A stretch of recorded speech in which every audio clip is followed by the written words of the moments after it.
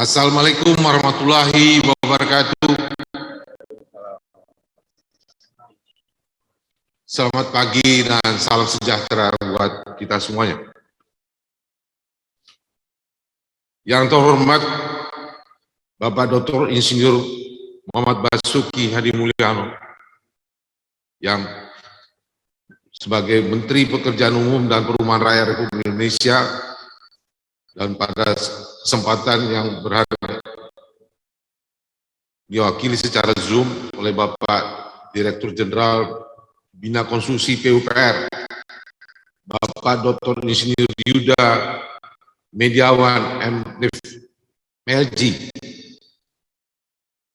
Yang terhormat pada Ibu Dr.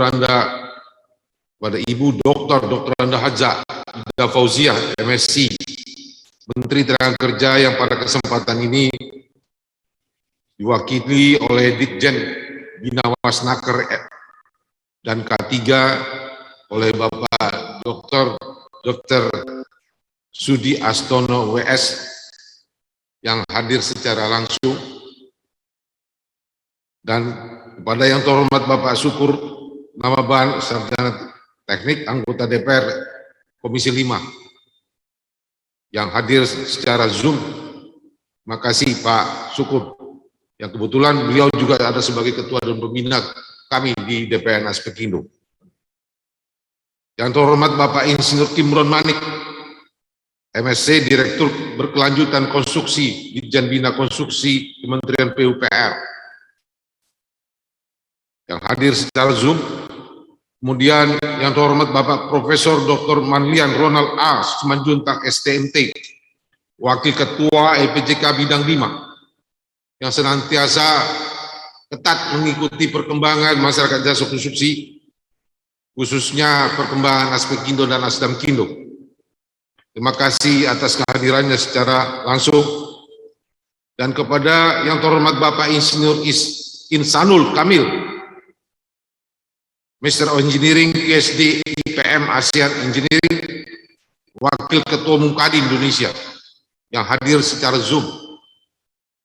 Kepada yang terhormat juga Bapak Beni Ramdhani, Ketua Badan Perlindungan Pekerja Migran Indonesia BP2MI, Irjen Ahmad Kartiko, SIK MH, Sekretariat sebagai PLT Sekretaris Utama BP2MI.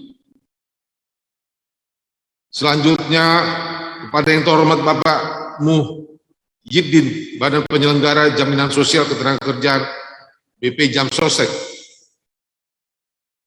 Kepada yang terhormat rekan-rekan seperjuangan, Bapak Ibu pimpinan Asosiasi Badan Usaha dan Asosiasi Profesi Jasa Konstruksi dalam lingkup pembinaan LPJK.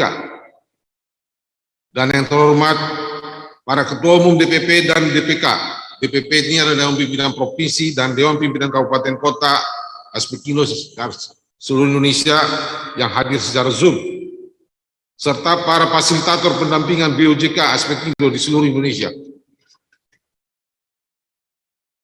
Puji syukur, alhamdulillah, kami panjatkan kehadirat Allah Subhanahu wa Ta'ala, Tuhan yang Maha Esa, karena atas berkenannya kita pada saat ini dapat hadir dan berkumpul di ruangan ini, dan juga dihadiri oleh yang terhormat Bapak Ibu secara Zoom, secara virtual, dalam melaksanakan amanat Undang-Undang Nomor 2 Tahun 2017 tentang jasa konstruksi sebagaimana diubah pada Undang-Undang Nomor 11 Tahun 2020 tentang Cipta Kerja, serta sebagai wujud tanggung jawab Aspekindo dalam pemenuhan kewajiban selaku asosiasi badan usaha terakreditasi.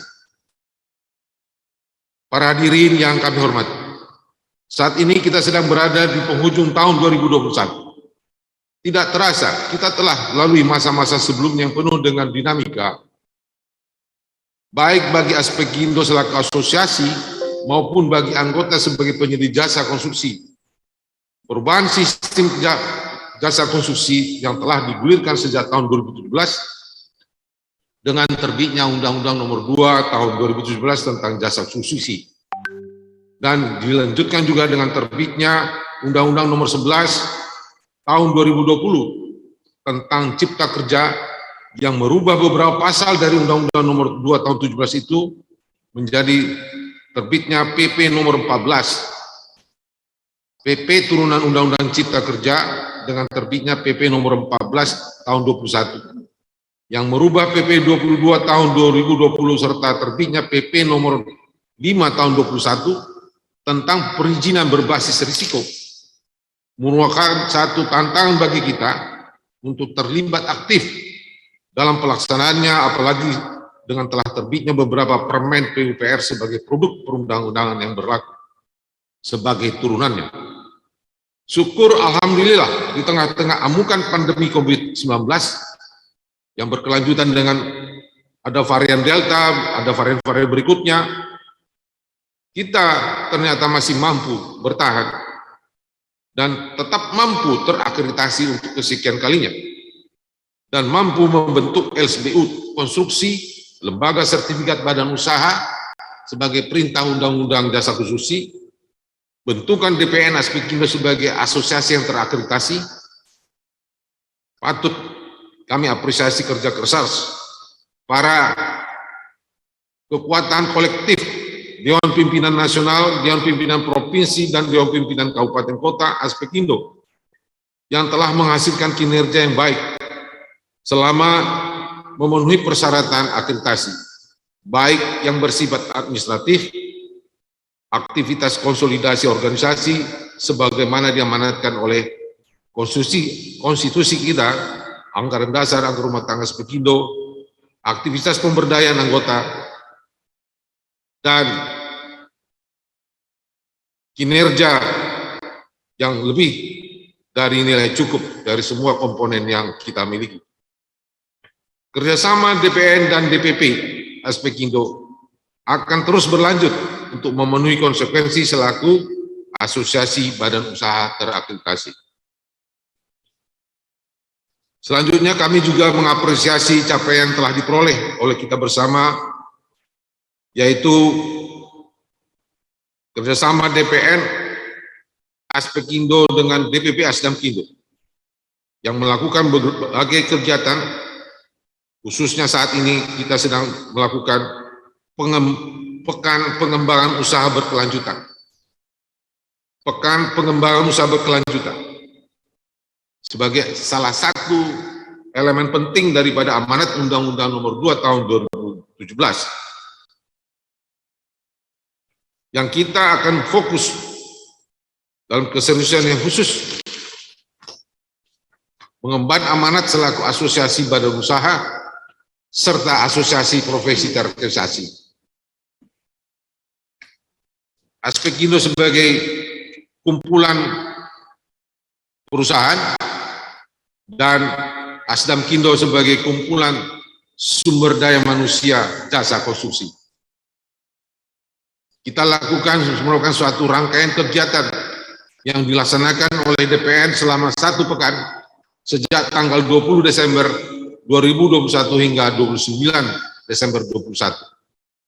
Adapun kegiatan yang akan dilaksanakan dalam rangka pekan PUB ini adalah antara lain diskusi publik jasa konstruksi yang mengambil topik implementasi perlindungan keselamatan konstruksi bagi badan usaha jasa konstruksi dan tenaga kerja konstruksi dalam proyek infrastruktur.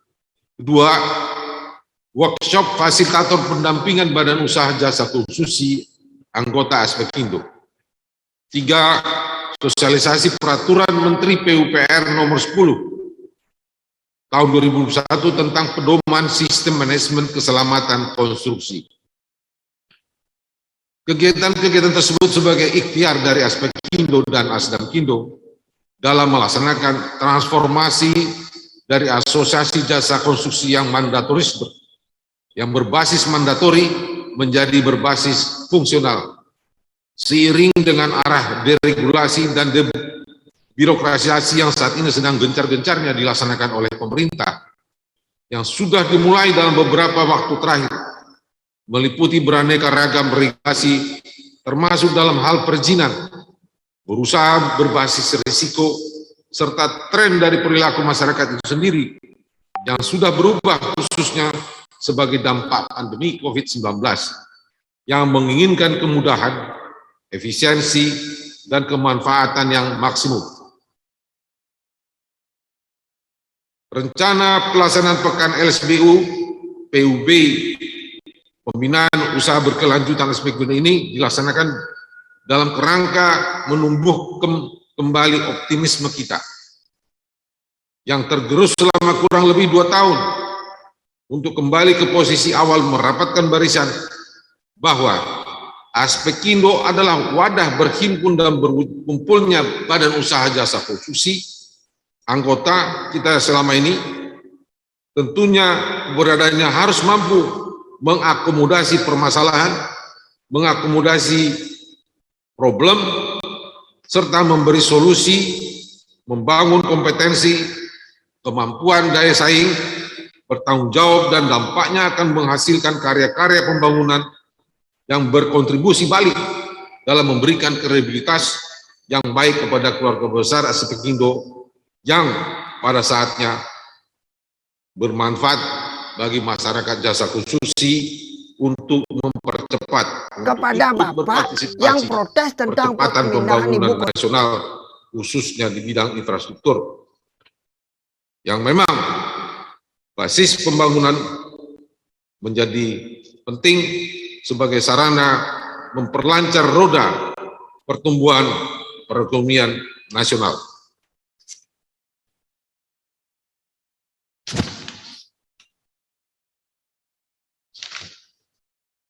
Kami berterima kasih dan memberikan penghargaan yang tinggi kepada DPP dan DPK, saudara-saudara, para pejuang Aspekindo seluruh nasional, seluruh Nusantara, serta para fasilitator tingkat pusat, provinsi, dan kabupaten yang terkait dengan pembinaan usaha berkelanjutan untuk menyambut secara positif agenda-agenda transformasi yang sudah mulai kita gulirkan selama ini dan saat ini dikanalisasi untuk lebih terkristal menjadi wujud-wujud karya dalam kerja kita dalam pembinaan sumber daya manusia, dalam badan usaha maupun sebagai sumber daya manusia jasa konstruksi.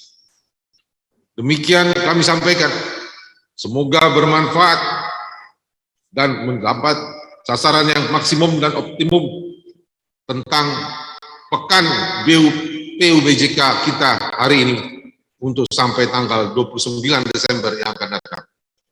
Terima kasih dan atas perhatiannya kami ucapkan banyak terima kasih. Assalamualaikum warahmatullahi wabarakatuh.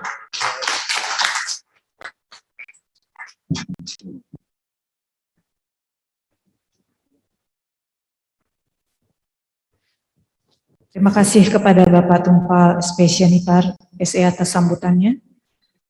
Selanjutnya adalah sambutan dan pembekalan sekaligus membuka acara secara resmi diskusi pabrik jasa konstruksi oleh Bapak Menteri PUPR RI yang diwakili oleh Direktur Jenderal Bina Konstruksi Kementerian PUPR Bapak Dr. Insinyur Yuda Mediawan MDev PLT. Waktu dan tempat kami persilakan.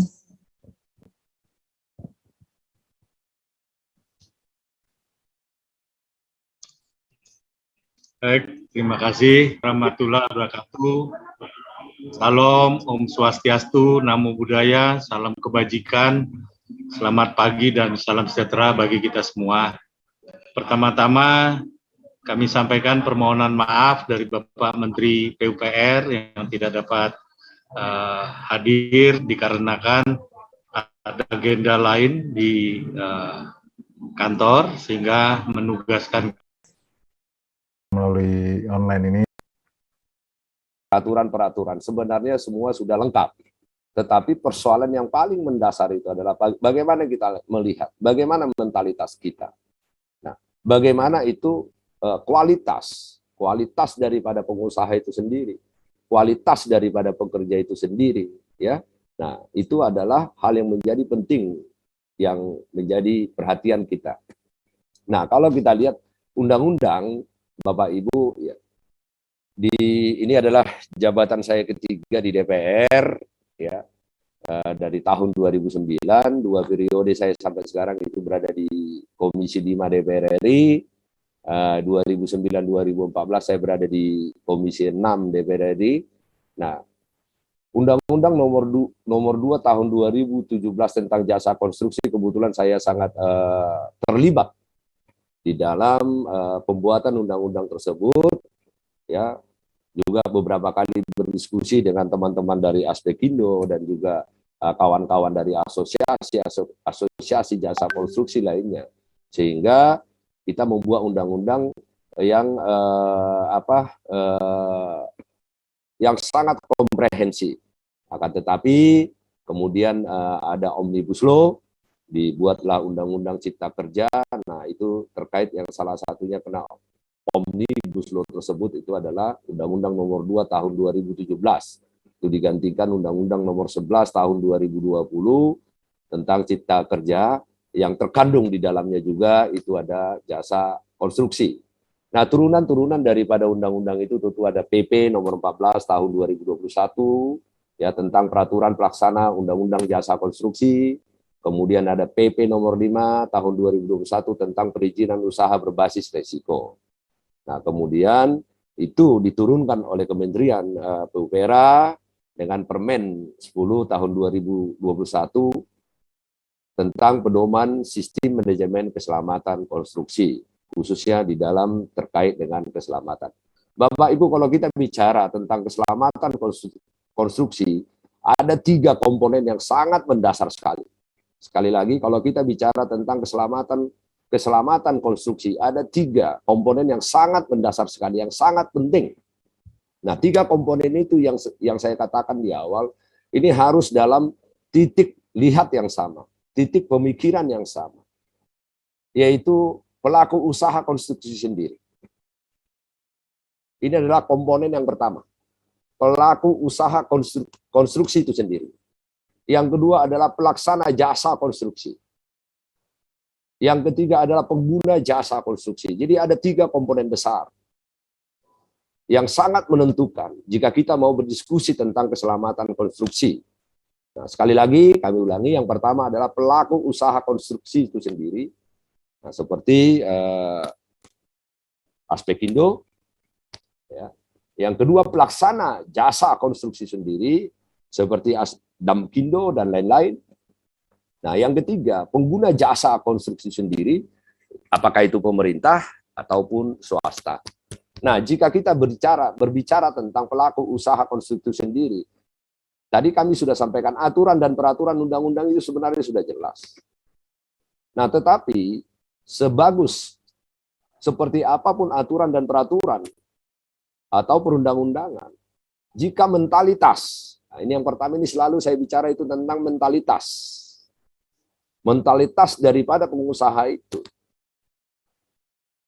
kurang baik atau tidak baik, maka seperti apapun peraturan-peraturan atau undang-undang yang telah kita buat, itu juga tidak ada gunanya. Karena berusaha mengambil celah di setiap kata demi kata dari peraturan-peraturan.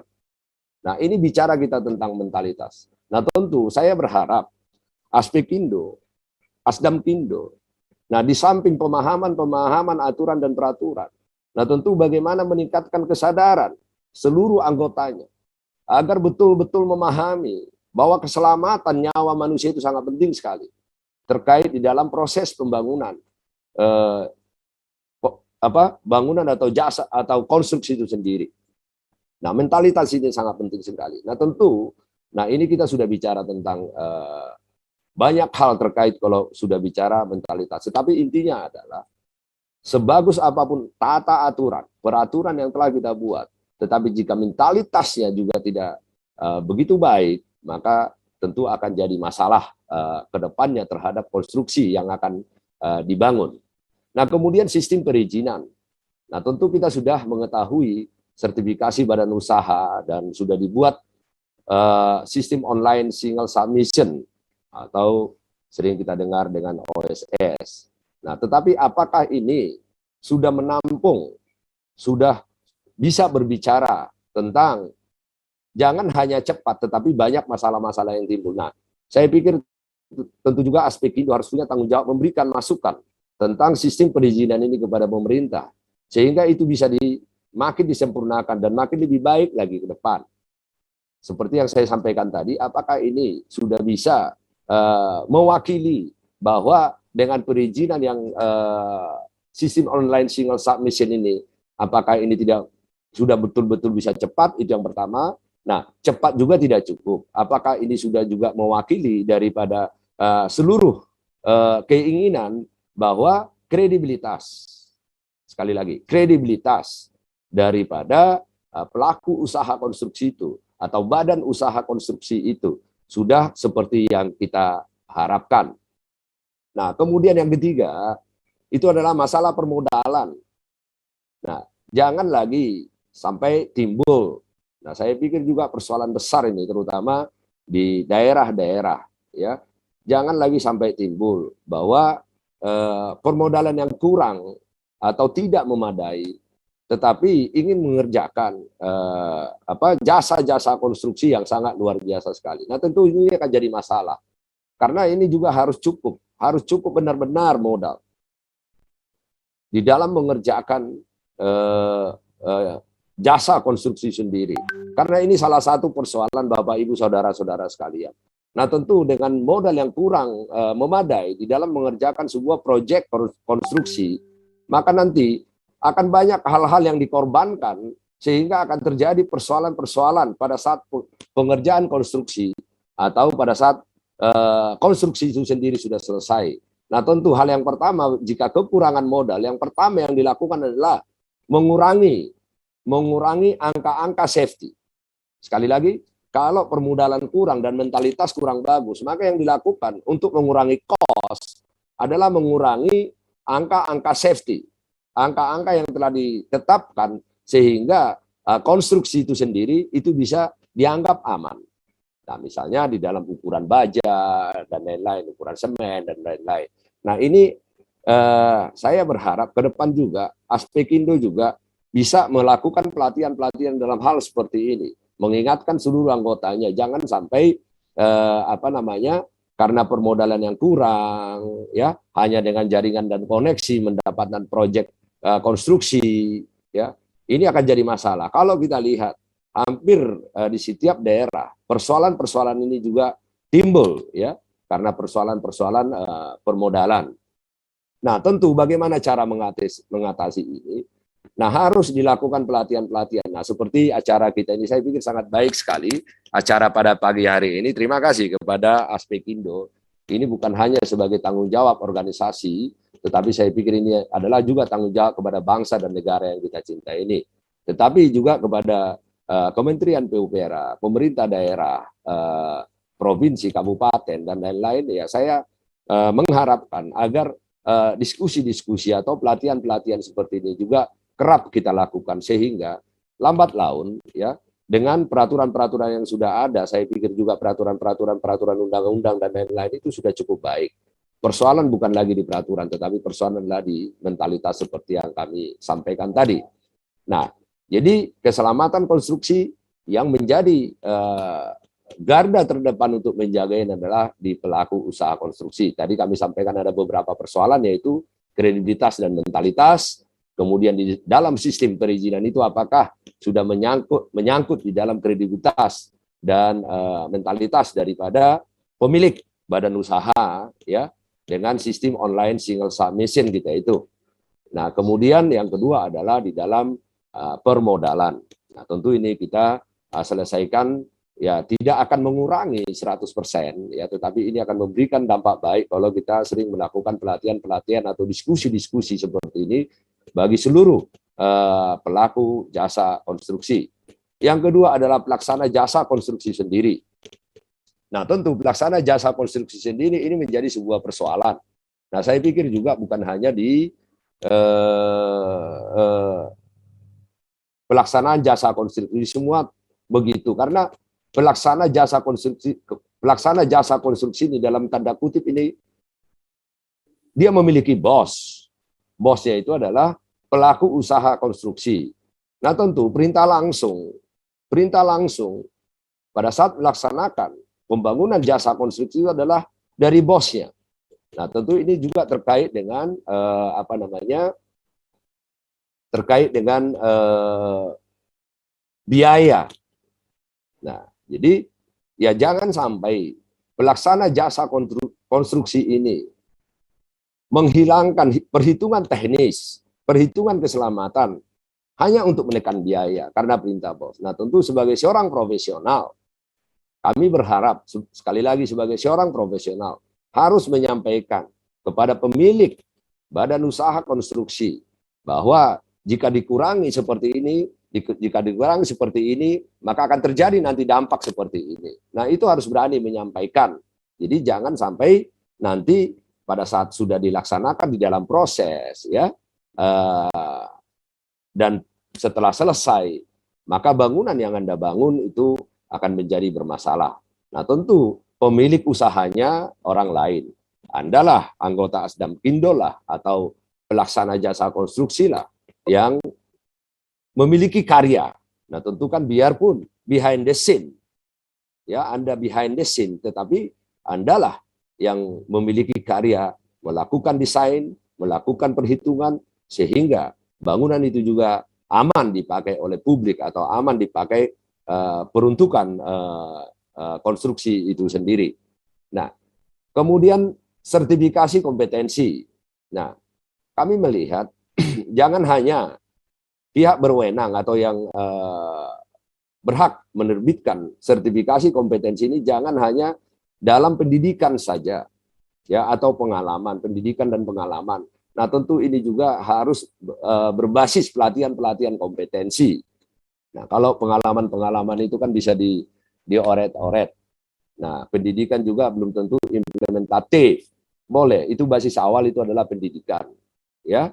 Nah, tetapi yang paling penting adalah anggota-anggota pelaksana jasa konstruksi atau Asdamkindo ini harus betul-betul mereka itu profesional, terlatih. Sekali lagi harus betul-betul profesional dan terlatih, terutama di tingkat-tingkat pengambil keputusan di lapangan. Sekali lagi, apalagi orang-orang di tingkat pengambil keputusan di lapangan. Bapak, Ibu, saudara-saudara sekalian, di pelaksana jasa konstruksi itu yang kami harapkan adalah memiliki integritas. Jangan sampai melakukan pekerjaan atas perintah dari pemilik usaha konstruksi itu jadi menghilangkan dari apa yang diketahui atau menghilangkan apa yang harus dia laksanakan di dalam perlindungan selama berlangsungnya proses pembangunan konstruksi sendiri atau setelah konstruksi itu selesai. Nah, yang kedua adalah harus terus melakukan pelatihan-pelatihan, mengembangkan ilmu pengetahuan. Jadi sehingga efisiensi bisa kita melakukan efisiensi sistem kerja, tetapi tidak mengorbankan keselamatan. Efisiensi sistem kerja itu melalui pelatihan-pelatihan, melalui belajar terus, tetapi tidak boleh mengorbankan efisiensi, itu tidak boleh mengorbankan kekuatan konstruksinya itu sendiri atau peruntukan dari konstruksinya itu sendiri. Misalnya bagaimana cara membangun salah satu bangunan misalnya di daerah-daerah gempa atau macam-macam. Nah, Bapak, Ibu, saudara-saudara sekalian, yang ketiga itu adalah pengguna jasa konstruksi. Nah, apakah ini pemerintah atau swasta? Nah, ini juga sama dengan mentalitas. Tetapi yang paling saat ini yang menjadi persoalan besar, nah kami juga, saya coba juga nanti akan membantu di Komisi 5. Pak Dirjen masih ada nggak di sini nih? Ya, ini mudah-mudahan didengarkan ini dan menjadi, saya berharap ini menjadi masukan dari Asdamkindo, dari hasil diskusi kita ini menjadi persoalan besar. Nah, terutama proyek-proyek pemerintah. Nah, karena sangat tidak mungkin bisa untuk memenangkan bisa sampai 70% tender. Nah, karena kalau itu tidak diberlakukan, ini jadi persoalan juga ke aparat hukum. Nah, harus ada minimal. Karena kalau sudah sampai 60, saya bukan kontraktor, tetapi kalau sampai 60, 50, 70%, saya tidak bisa bayangkan bangunan itu akan seperti apa. Sekali lagi, kalau sampai seperti itu, saya tidak bisa terbayang bangunan itu akan seperti apa. Apakah bangunan itu safety? Nah, artinya pada saat melakukan perencanaan konstruksi itu sendiri, nah tentu pengguna jasa konstruksi tentu sudah menghitung A sampai Z. Nah, sehingga ketemulah harga dari apa yang akan ditenderkan. Tetapi pada saat proyek tersebut ditenderkan, ada kontraktor yang lebih hebat, mudah-mudahan tidak ada di Aspekindo seperti itu Pak Tumpal, ya, melakukan penawaran. Jadi sehingga saya pakai bahasa yang ekstrim, sehingga jadi bunuh-bunuhan. Melakukan penawaran 50, 60%, 70%. Saya tidak bisa bayangkan. Ini ada banyak orang-orang hebat di sini, sarjana-sarjana teknik. Ya, saya tidak bisa bayangkan apakah ya. Saya lupa menyampaikan tadi, waktu paparan adalah selama 20 menit, waktu Bapak tinggal 3 menit lagi. Mohon maaf Pak. Nah, memang 1 menit lagi waktu saya moderator. Karena udah pas mau habis, saya sampaikan tadi 3 hal ya. Jadi yang paling penting itu adalah Bapak Ibu adalah urusan ini saya pikir harus dibawa kembali oleh Aspekindo dan semua asosiasi-asosiasi yang terkait dengan pelaku usaha jasa konstruksi terkait dengan pembiayaan atau tender tersebut. Ya minimal lah 85 itu saya pikir juga udah di tingkat kritis dari tender. Jadi sehingga ada perlindungan.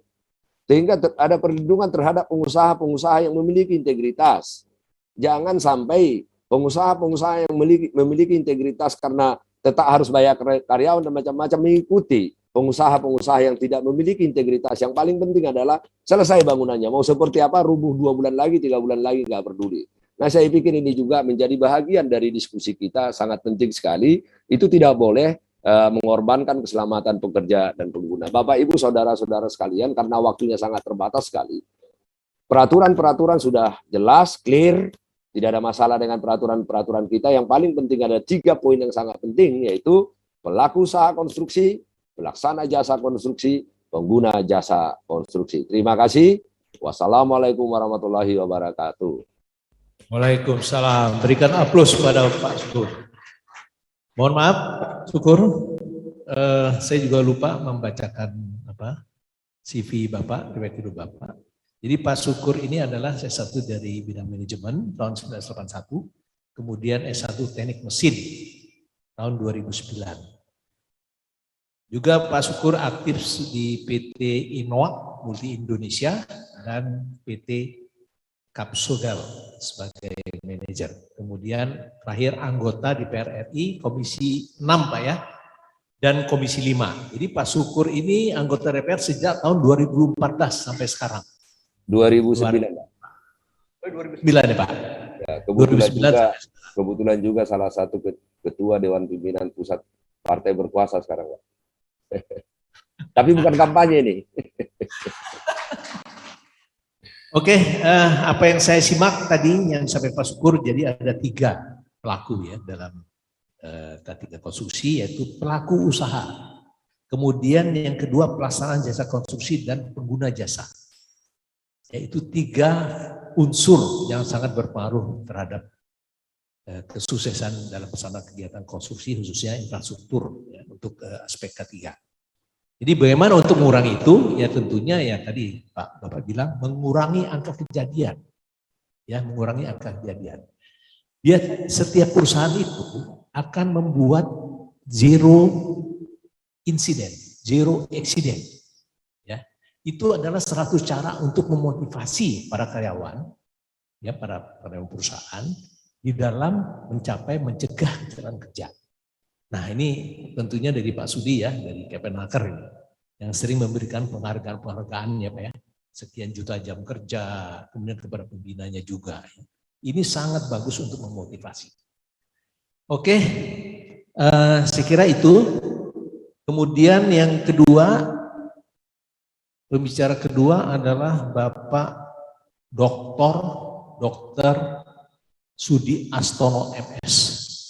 Beliau adalah Koordinator Pemeriksaan Norma K3, Direktorat Jenderal Pembinaan Pengawasan Tenaga Kerja dan K3.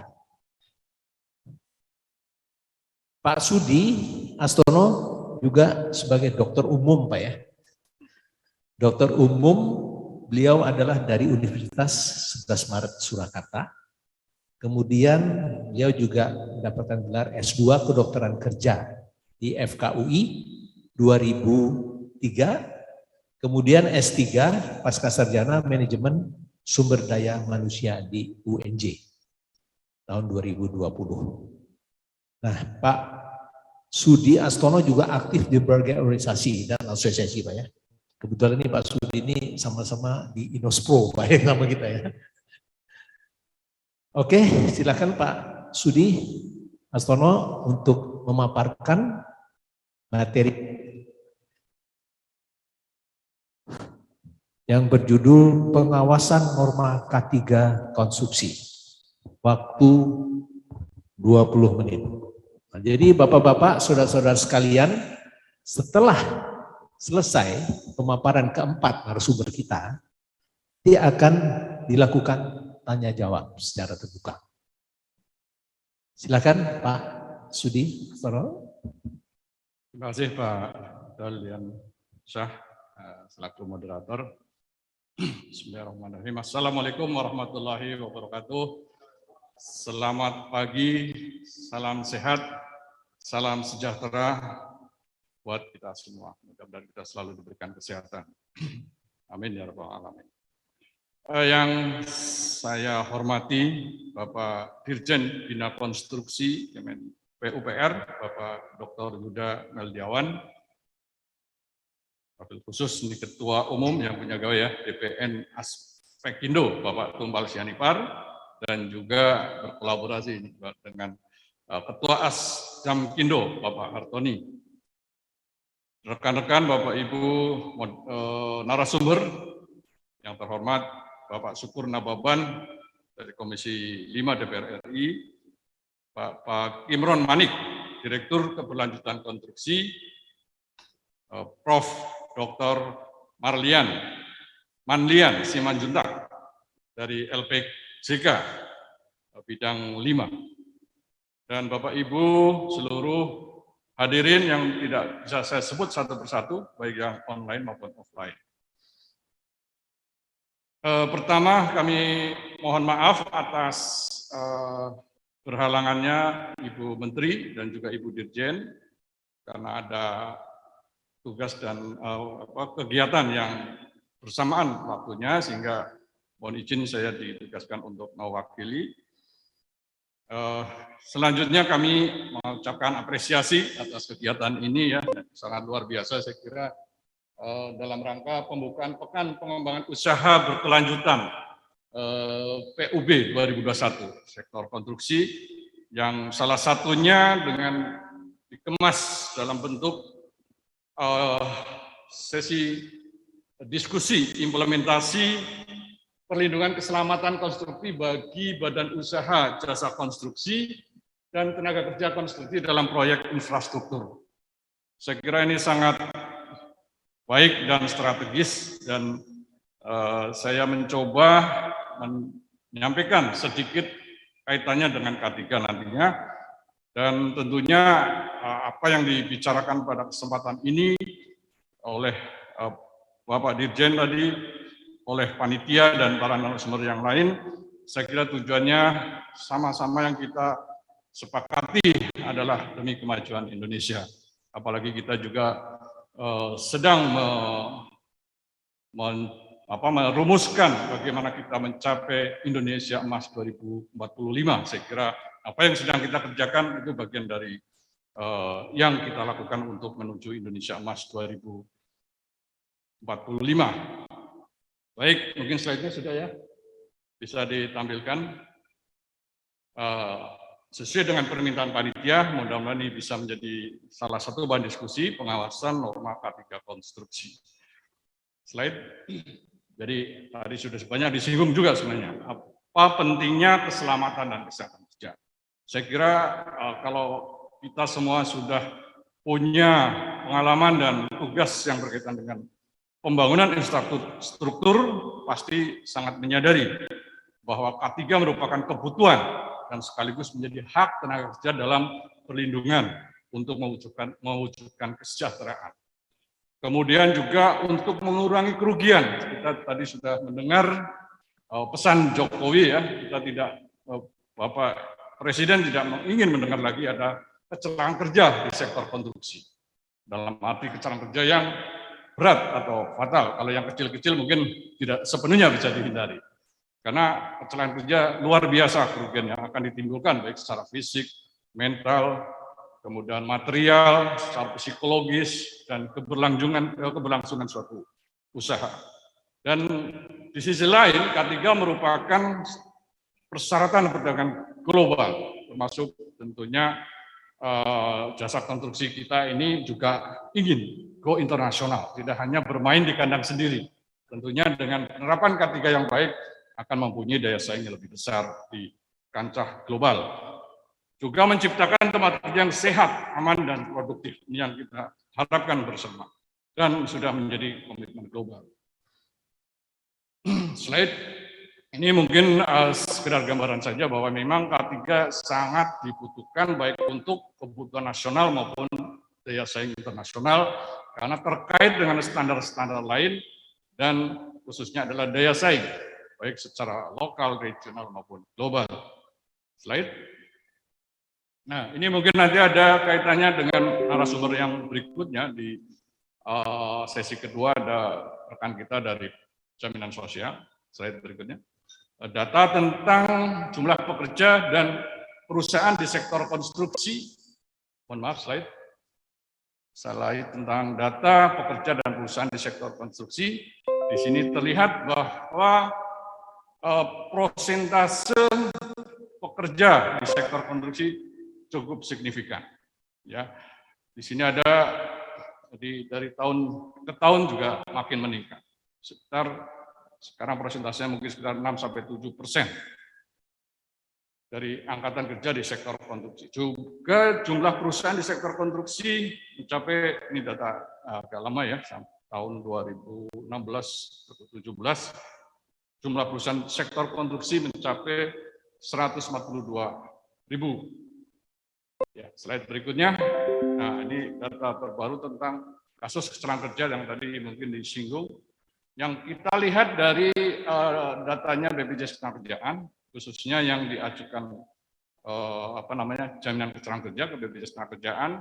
Di sini tergambar kecelakaan kerja di Indonesia masih terus meningkat dan salah satu yang punya risiko tinggi kecelakaan kerja adalah di sektor konstruksi.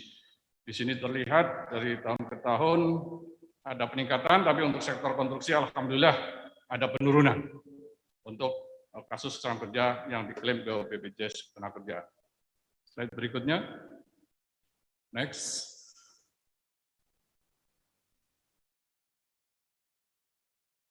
Ya, slide.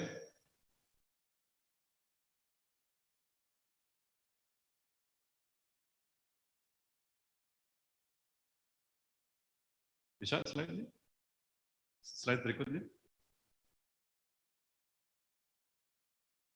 Ya, ini saya kira Bapak Ibu yang sudah lebih memahami ya unsur terkait dalam kegiatan konstruksi, mulai dari tadi juga sudah disinggung ada 3 komponen besar oleh Bapak Nababan. Nah, kemudian kegiatan konstruksi sangat kompleks dan terkait dengan berbagai aspek dari mulai pemilik proyek, kontraktor, instansi pemerintah secara teknis, pemasok, subkontraktor, pekerja proyek, dan pekerja subkontraktor. Slide berikutnya.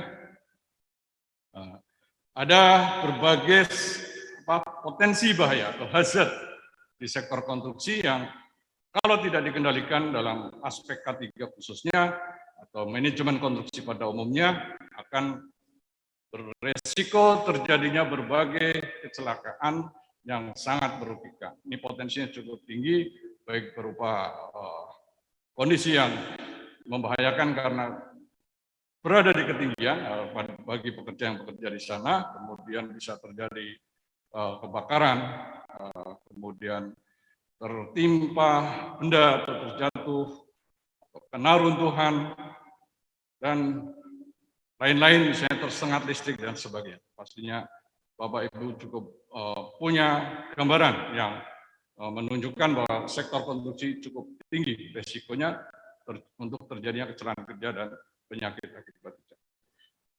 Selanjutnya tentang perundang-undangan di bidang K3 yang terkait dengan konstruksi dan bangunan. Slide berikutnya. Ya, jadi ini juga salah satu amanat dari Undang-Undang Dasar 45 bahwa setiap warga negara berhak atas pekerjaan dan kehidupan yang layak. Untuk itu maka di sektor konstruksi pun harus dilindungi dari sisi keselamatan dan kesehatan kerja. Selain juga perlindungan jaminan sosial dan perlindungan sosialnya. Dan di Undang-Undang Nomor 13 Tahun 2003 khususnya di Pasal 86 ada amanat fisik, mental, sosial maupun moral, dan secara teknis di Undang-Undang Nomor 1 Tahun 1970 tentang keselamatan kerja. Dan di Undang-Undang 13 Tahun 2003 ada amanat Pasal 87 bahwa pelindungan K3 harus dilakukan melalui sistem manajemen K3 yang kita sama-sama sudah ketahui, sudah dikeluarkan adanya PP 50 tahun 2012 tentang penerapan sistem manajemen K3. Dan ada beberapa peraturan teknis dan juga bahkan ada surat keputusan bersama antara Menaker dengan Menteri PU nomor 174 tahun 86 dan nomor 104 tahun 86. Dan peraturan perundang ini tentunya menjadi kewajiban kita bersama untuk dilaksanakan dalam aspek pelindungan K3, selain juga peraturan atau regulasi di bidang konstruksi yang sudah banyak kita ketahui juga tadi dari narasumber sebelumnya. Kemudian ada sanksi-sanksi yang bisa diterapkan apabila ada pelanggaran di dalam pelaksanaan K3 termasuk di sektor konstruksi. Slide berikutnya, di sini ada beberapa regulasi K3 secara nasional yang terkait dengan K3 konstruksi, selain Undang-Undang 170, Undang-Undang 13 2003, Undang-Undang konstruksi sendiri ya, atau regulasi sektor, juga ada Permenaker nomor 180 tentang K3 pada konstruksi bangunan, PP 50 2012 tadi, kemudian SE Menaker 13 tahun 2015 tentang peningkatan pembinaan dan pengawasan K3 di bidang penanggulangan kebakaran di tempat kerja. SE Menaker nomor 5 tahun 2018 tentang peningkatan pembinaan dan pengawasan K3 pada tempat kegiatan konstruksi. Slide berikutnya. Ini bunyi dari pasal 87 Undang-Undang 13 2003 bahwa setiap perusahaan wajib menerapkan sistem manajemen keselamatan dan kesehatan kerja yang terintegrasi dengan sistem manajemen perusahaan. Yang kita kenal di dalam sektor konstruksi, sistem manajemen K3-nya ini diistilahkan sebagai sistem manajemen keselamatan konstruksi ya, Pak Moderator ya. Ya, slide. Ya, sistem manajemen keselamatan konstruksi. Ini sebenarnya adalah penerapan PP 50 2012 tentang sistem manajemen K3 di sektor konstruksi. Adapun prinsip penerapan sistem manajemen K3 secara umum menurut PP 50 2012 adalah adanya penetapan kebijakan, ada perencanaan K3, pelaksanaan, pengukuran, dan evaluasi kinerja, dan peninjauan dan peningkatan kinerja sistem manajemen K3. Saya kira ini sangat inline dengan apa yang menjadi kebijakan dan implementasi program di PUPR dan stakeholder-nya bahwa pembangunan konstruksi berorientasi secara berkelanjutan. Slide berikutnya, ini di PP 50 2012 juga ada ketentuan umum bahwa kebijakan nasional sebagai pedoman pusat dalam penerapan SK3 ada di lampiran PP 50 2012. Artinya lampiran dari PP 50 2012 adalah salah satu pedoman generik bagi semua sektor dalam penerapan sistem manajemen K3 di masing-masing sektor. Karena di ayat 2-nya disebutkan, instansi pembina sektor dapat mengembangkan kebijakan nasional sebagai pedoman perusahaan dalam menerapkan sistem manajemen K3. Jadi setiap sektor punya karakteristik yang berbeda. Sektor konstruksi, sektor kesehatan, sektor pertambangan, maka disinilah diamanatkan agar sistem manajemen K3-nya disesuaikan dengan karakteristik dari masing-masing sektor.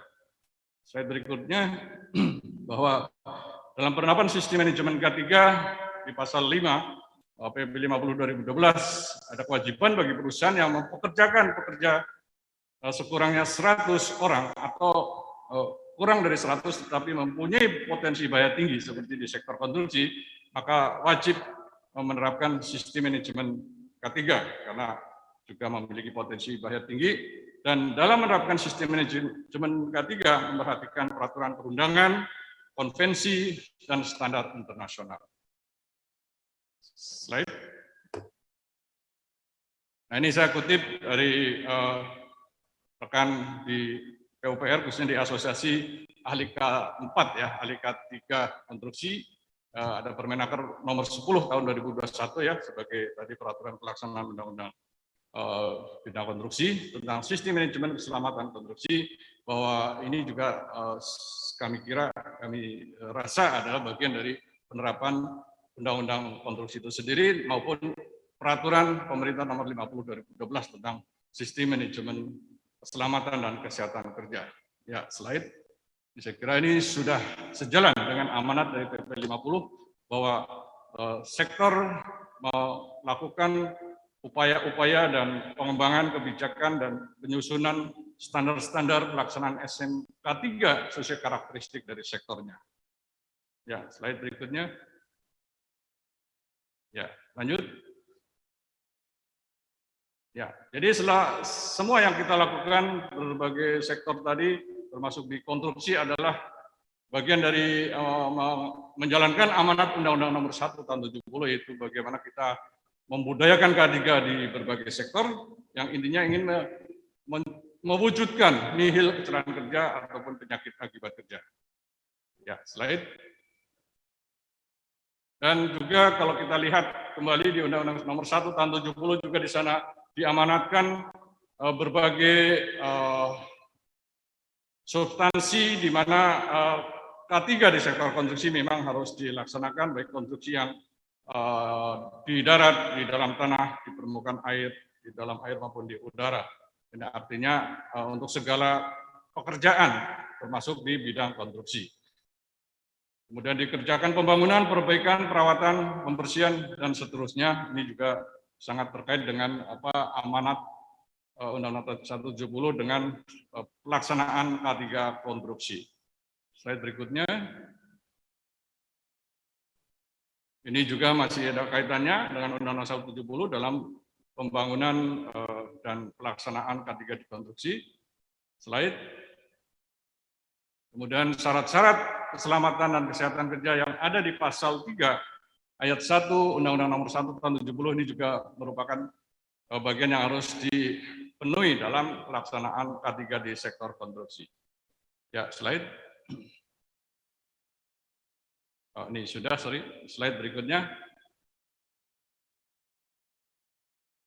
Ini juga sudah ya, slide. Ya, jadi untuk perusahaan yang memiliki potensi bahaya tinggi wajib melakukan penilaian penerapan sistem manajemen K3 ketentuan peraturan perundangan di bidang K3 yang salah satunya adalah ada yang namanya audit eksternal SMK 3 bagi perusahaan yang potensi bahaya tinggi seperti di sektor konstruksi. Dengan adanya audit eksternal menjadi dasar untuk mendapatkan salah satu penghargaan K3 yaitu sertifikat penerapan sistem manajemen K3. Ya, slide berikutnya. Ini Permenaker nomor 1 tahun 80, ini juga masih sangat relevan dengan diskusi kita pada hari ini, Permenaker tentang K3 pada konstruksi bangunan yang di dalam telah ditetapkan berbagai prosedur K3 yang harus juga dilaksanakan di sektor konstruksi. Ya, slide. Ya, salah satu yang cukup penting untuk dipenuhi dalam pelaksanaan K3 tidak hanya di sektor konstruksi saja sebenarnya, tapi juga di sektor-sektor lain, itu perlu adanya namanya akte pengawasan K3, ya, termasuk di dalam proyek konstruksi ini sesuai Permenaker nomor 180. Apa fungsi dari akte pengawasan ketenagakerjaan adalah untuk melihat hasil-hasil temuan di bidang K3 oleh pengurus maupun ahli K3 di perusahaan. Jadi ini semacam kalau di kesehatan mungkin rekam medis ya. Jadi rekam medis seseorang itu akan ketahuan apabila kita bisa melihat rentetan kejadian kesehatan atau riwayat-riwayat kesehatan sebelumnya sampai dengan saat ini. Demikian juga akte pengawasan K3 proyek konstruksi akan memudahkan kita mengetahui tren dari pelaksanaan K3 di setiap proyek konstruksi. Kemudian juga perlu ada pembinaan sebagai ahli muda K3, ahli madya, dan ahli utama K3 bidang konstruksi untuk petugas K3 di proyek. Saya kira ini sudah cukup berkembang lebih jauh ya di dalam K3 konstruksi karena sudah ada LSP ya, ada standar kompetensi, dan ada asosiasi profesinya, dan seterusnya. Slide berikutnya. Ini juga bagian dari pemenuhan K3 di sektor konstruksi sesuai Permenaker 01 tahun 80. Ya, slide berikutnya. Kemudian ada perlunya dibuat pedoman teknis yang khusus melaksanakan K3 untuk pekerjaan yang bersifat spesifik. Jadi kalau mungkin di suatu proyek konstruksi ada pekerjaan spesifik, karena pekerjaan konstruksi sangat kompleks dan bisa ada di suatu proyek ada yang bersifat khusus, maka perlu juga dibuat pedoman teknis K3-nya. Kemudian dilakukan inspeksi oleh ahli K3 khususnya dan pegawai pengawas K3 dari pemerintah. Slide. Nah, kemudian ini isi dari SKB Menaker dan Menteri Pekerjaan Umum nomor 174 tahun 86 dan nomor 104 tahun 1986 tentang K3 pada tempat kegiatan konstruksi beserta pedoman pelaksanaan K3 pada tempat kegiatan konstruksi. Di sini ada beberapa poin, di antaranya adalah kontraktor wajib memenuhi syarat-syarat K3, Menteri Pekerjaan Umum memberi sanksi administrasi, berkoordinasi antara Kemnaker, kalau dulu bahasanya masih Depnaker, dengan Menteri PUPR, kemudian ada ahli K3 konstruksi dan pengawasan bersama antara Kemnaker dengan Pekerjaan Umum. Ya, slide. Ini masih dalam SKB juga secara teknis. Slide berikutnya. Ya, slide. Ya, ini SE Menaker 5 tahun 2018. Di sini adalah surat edaran kepada dinas-dinas ketenagakerjaan di seluruh Indonesia agar juga memperhatikan pelaksanaan pengawasan di bidang K3 konstruksi. Slide berikutnya. Apa yang diawasi tentunya setelah ada serah terima pekerjaan konstruksi, kemudian ada masa konstruksi maupun pada saat perawatan pemeliharaan bangunan. Slide berikutnya. Ini terkait dengan Kepdikjen nomor 20 2004 tentang sertifikasi kompetensi K3 bidang konstruksi bangunan yang saya kira sudah berjalan di sektor K3 konstruksi ini. Ya, slide berikutnya. Ini sertifikasi kompetensi SDM K3 di konstruksi bangunan, ada standarnya untuk proyek lebih dari 6 bulan, tenaga kerja lebih dari 100, minimal 1 orang ahli K3 konstruksi, 1 orang ahli madya K3 konstruksi, 2 orang ahli muda K3 konstruksi, dan seterusnya. Slide. Nah, bagaimana pelaksanaan pengawasan norma K3 ini secara Undang-Undang Pengawasan Ketenagakerjaan, Undang-Undang K3 dan Undang-Undang Ketenagakerjaan dan dilakukan oleh yang namanya pengawas ketenagakerjaan yang diangkat oleh Menteri yang berada di Kementerian Tenaga maupun ada di dinas-dinas ketenagakerjaan di provinsi, dibantu dengan ahli keselamatan dan kesehatan kerja yang ada di sektor ataupun di perusahaan. Slide berikutnya, ini gambaran proses pengawasan ketenagakerjaan sebenarnya lebih mengedepankan preventif edukatif, pembinaan, pemeriksaan, dan pengujian. Nah, dari hasil preventif edukatif mungkin ada temuan ketidakpatuhan, maka ada proses represif justisi atau yang disebut dikeluarkannya nota pemeriksaan. Atau kalau suatu objek yang layak K3 maka diberi surat keterangan layak K3. Dan nanti ada kaitannya dengan sistem OSS ya, penerapan OSS sistem dalam pembuatan surat keterangan layak K3 yang sudah diamanatkan juga dalam PP 5 2021 tentang perizinan berusaha berbasis risiko, tadi sudah disinggung oleh Pak Nababan juga, Pak Syukur Nababan ya. Kalau ada ketidakpatuhan tentunya ada proses penyidikan, represif justisia, yang dilakukan oleh PPNS Ketenagakerjaan. Slide berikutnya. Jadi selain pembinaan, ada proses sanksi administratif dan juga sanksi pidana sesuai dengan pelanggaran yang dilakukan. Ya, slide. Adapun sanksi represif, sanksi pidana dilakukan melalui proses penyidikan tindak pidana ketenagakerjaan yang pada dasarnya ini adalah upaya terakhir apabila upaya preventif, edukatif, dan represif non justisia tadi tidak dipatuhi. Dan penyidikan tentunya mengacu juga pada undang-undang di bidang KUHP. Slide berikutnya. Ini gambaran mekanisme penyidikan. Nah, waktunya terbatas, mungkin nanti bisa dibaca. Dan selanjutnya ada juga proses penanganan tipiring, tindak pidana ringan norma ketenagakerjaan, termasuk norma K3. Jadi kalau pelanggaran di Undang-Undang 170 kan sanksinya kecil ya, yaitu denda dan atau pidana denda 100.000 atau pidana 3 bulan paling banyak. Nah itu maka kategorinya tidak pidana ringan. Maka nanti keputusan pengadilan yang akan menentukan. Sedangkan PPNS dan pengawas ketenagakerjaan melakukan proses pemeriksaan sampai berita acara pemeriksaan. Ya, slide berikutnya. Ya, ini masih tindak pidana ringan. Slide. Ya, ini pasal-pasal yang dikenakan pidana ringan karena dendanya tidak lebih dari, kalau nggak salah untuk tipiring itu denda tidak boleh lebih dari 7.500, kemudian pidana tidak lebih dari 3 bulan. Salah satunya adalah dalam Undang-Undang 170. Ya, slide berikutnya. Namun ada sanksi lain sesuai ketentuan Undang-Undang 13 2003, kalau di sini ada pasal 35 di ayat 2 khususnya itu bahwa pelaksana penempatan tenaga kerja harus memberikan perlindungan sejak rekrutmen sampai penempatan tenaga kerja. Nah, apa perlindungannya di dalamnya termasuk adalah K3 sebagaimana dimaksud dalam ayat 3. Slide berikutnya. Nah, apa sanksinya dalam pasal 35 tadi ternyata lebih besar dibanding dengan sanksi dalam Undang-Undang Nomor 1 Tahun 70. Di sini denda paling sedikit 10 juta dan paling banyak 400 juta dan sanksi pidana penjara paling singkat 1 bulan dan paling lama 4 tahun. Ya, slide berikutnya.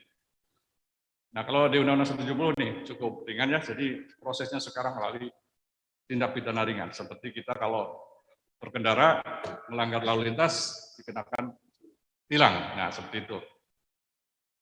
Cuma kalau tilang oleh polisi, kalau dipiring ini oleh pengawas tenaga kerja. Nah, kemudian pelanggaran dalam penerapan K3 juga sebagaimana slide berikutnya ya. Undang-Undang 13 2003 pasal 190 apabila terjadi pelanggaran pasal 87 artinya tidak menerapkan sistem manajemen K3. Atau kalau di sektor konstruksi tidak melaksanakan sistem manajemen keselamatan konstruksi. Slide. Sanksinya apa? Ada di pasal 190 yaitu sanksi bisa administratif, bisa teguran, peringatan, tertulis, pembatasan kegiatan usaha, pembekuan, pembatalan persetujuan, pembatalan pendaftaran, penghentian sementara sebagian atau seluruhnya, bahkan sampai pencabutan izin. Slide berikutnya, ini mungkin saya cepat aja, nah, waktunya terbatas, udah habis ya, nambah sedikit ya Pak Moderator ya, tinggal beberapa aja, terkait dengan perizinan berusaha berbasis risiko, kita tahu ada PP 5 2021 yang memudahkan berusaha dengan memperkuat pengawasan, karena ini untuk membuka iklim investasi yang lebih baik sesuai dengan arahan Presiden kita, dan itu bagian dari Undang-Undang Cipta Kerja. Slide berikutnya, bahwa setiap kementerian sudah dibagi tugas wewenangnya dalam sistem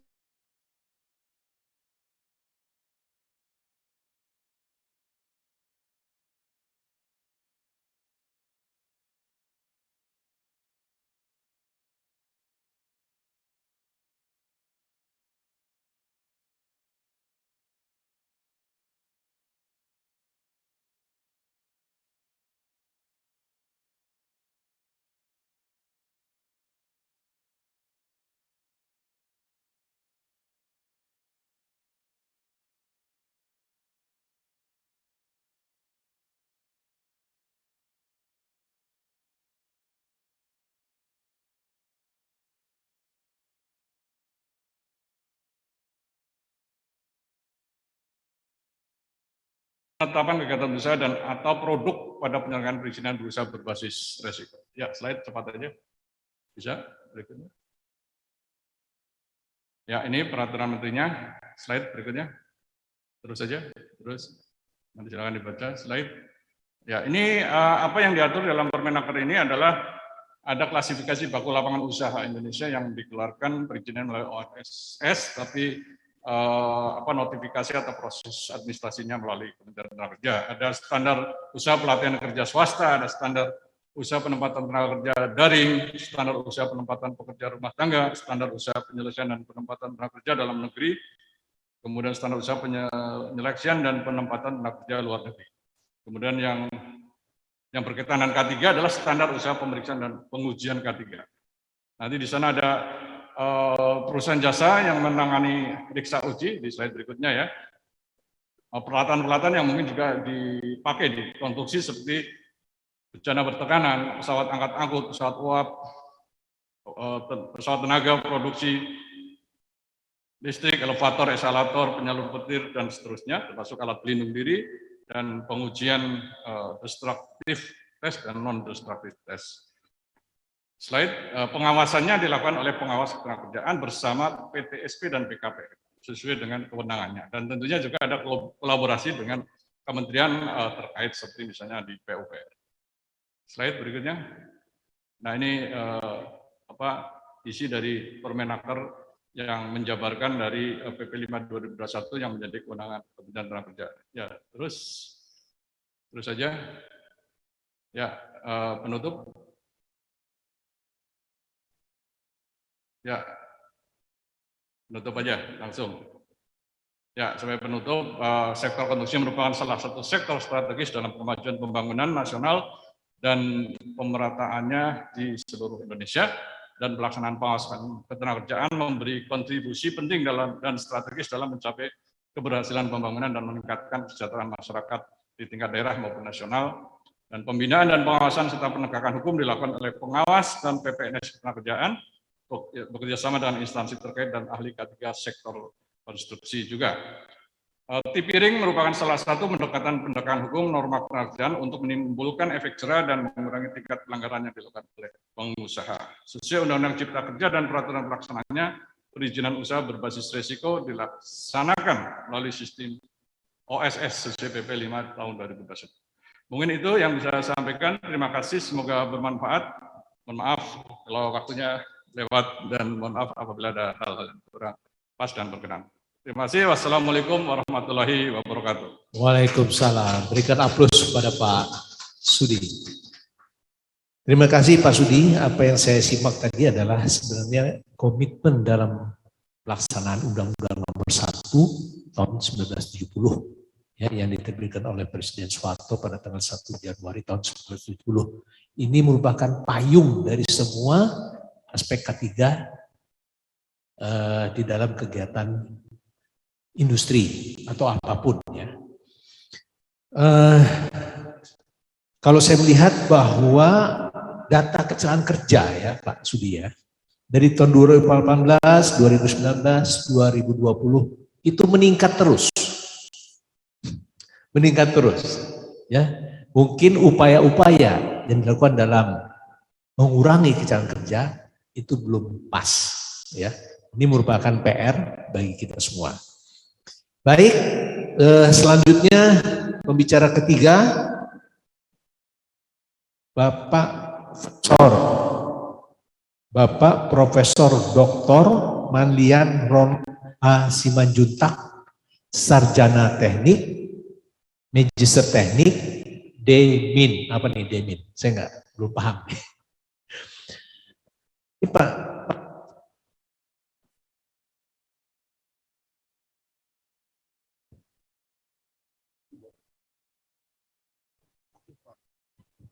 Oke.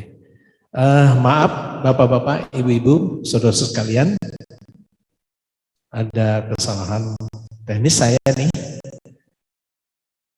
Untuk pembicara ketiga yaitu Bapak Insinyur Kimron Manik, MSc. Secara online. Paparan dilakukan secara online. Beliau adalah Direktur Berkelanjutan Konstruksi, Direktorat Jenderal Bina Konstruksi Kementerian PUPR. Dan Bapak Kimron juga merangkap selaku Kepala Satuan Kerja, Direktorat Berkelanjutan Konstruksi. Pak Kimron S1 Teknik Sipil USU tahun 1993, kemudian S2 TTN ini dilakukan di luar Indonesia ya. S2 Urban Infrastructure Engineering and Management tahun 2000 dari UNESCO IHE. Pak Kimron juga bekerja di Kementerian PUPR itu sejak tahun 1995 sampai sekarang. Baik, Pak Kimron dapat menyampaikan paparannya melalui online dengan waktu 20 menit. Kami persilakan. Terima kasih Pak Daliansa Daniel. Assalamualaikum warahmatullahi wabarakatuh. Selamat siang, salam sejahtera bagi kita semua. Yang kami hormati Pak Tumpal, Pak Syukur, Pak Sudi, Prof. Manlian, dan para peserta acara seminar kita pada siang hari ini. Izinkan saya memaparkan paparan saya, Reza.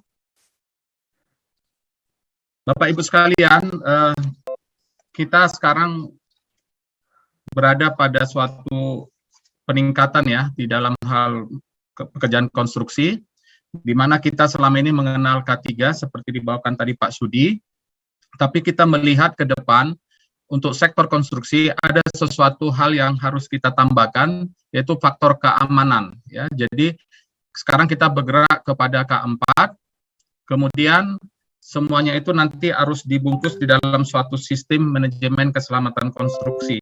Jadi ini seperti SMK 3 yang lebih komplit gitu ya, lebih expand. Lanjut.